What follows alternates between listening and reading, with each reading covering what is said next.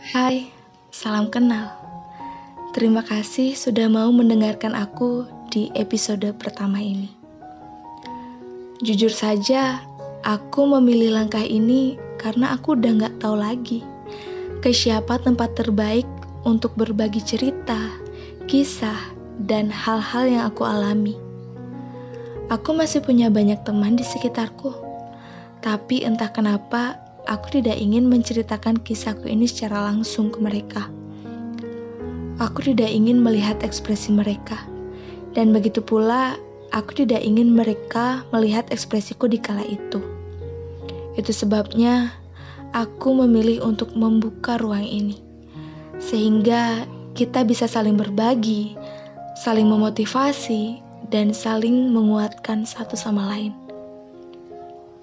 Tanpa harus malu untuk menunjukkan wajah yang murung ini. Entah kenapa sejak tamat SMA, aku memilih menjadi sosok yang pendiam. Dari sana aku menyadari bahwa introvert dan ekstrovertnya seseorang tidak hanya bawaan dari lahir, tapi juga ditentukan oleh lingkungan, tindakan, dan pilihan kita sendiri. Sama halnya denganku. Dari kecil sampai SMA, aku begitu aktif. Lingkungan yang mendukung, aktivitas-aktivitas sekolah yang positif, organisasi di sekolah, di masyarakat, dan lain sebagainya. Namun, semua rasa nyaman itu lenyap. Aku yang dulunya ekstrovert, kini menjadi introvert. Ya, begini jadinya. Di luar rumah aku pendiam, tapi ketika sendiri, bibir ini tidak pernah diam. Bertanya dalam diri, menyalahkan diri sendiri, bahkan rasanya selama ini aku hanyalah seorang diri. Hal itu terjadi karena aku mengalami broken home. Sulit, memang sulit. Banyak sekali bisikan-bisikan setan yang selalu menggangguku.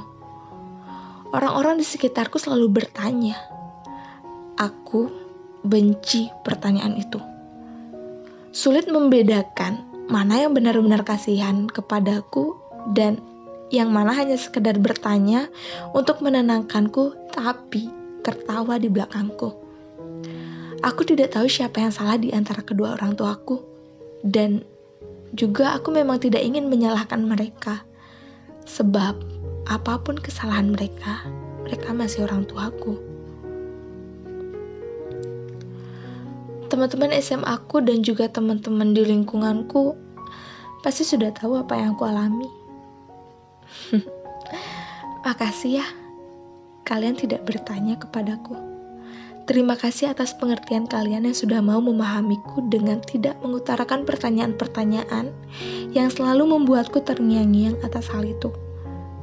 Dan maaf, akhir-akhir ini aku memang sengaja membatasi pergaulan.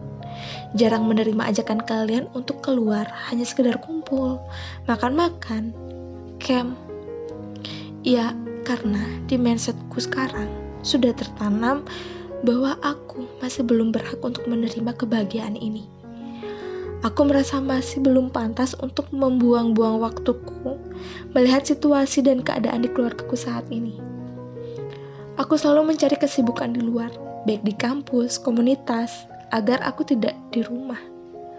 Karena ketika aku di rumah, aku merasakan energi yang berbeda.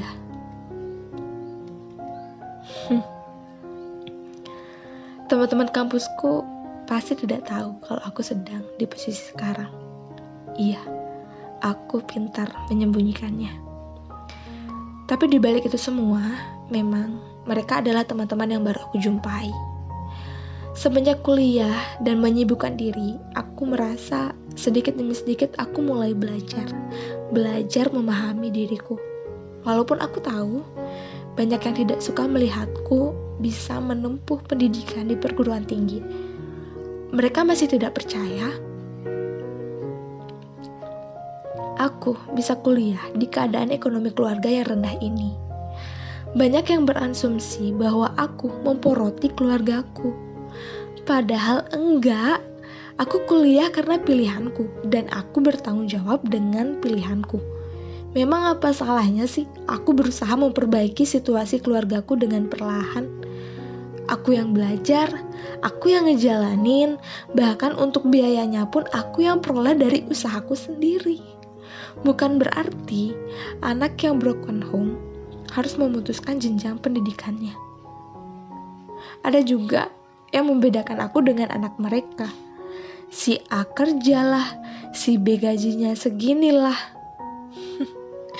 Iya, itu kan pilihan anak Anda, dan ini pilihanku.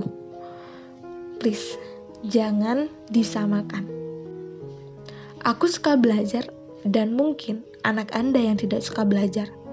Semua punya alasannya masing-masing kok. Tapi, sungguh, posisi sekarang ini lumayan merusak mentalku. Tapi, dibalik itu semua, aku yakin aku pasti bisa melewati hal ini sampai orang tuaku kembali dan keluarga yang harmonis. Aku akan tetap berusaha. Ya, tidak apa-apa. Tidak apa-apa sekarang aku merasa sendiri walaupun sedang berada di tengah keramaian.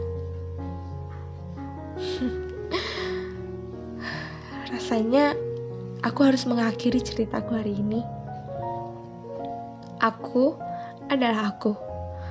Kamu adalah kamu.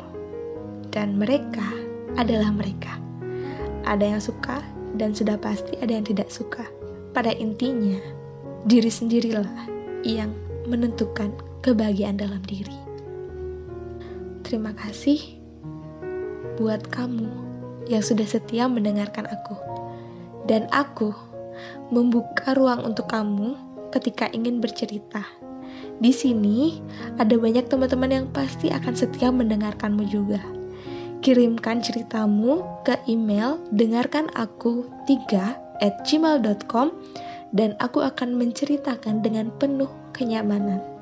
Sekian hari ini, sampai jumpa di Dengarkan Aku minggu depan.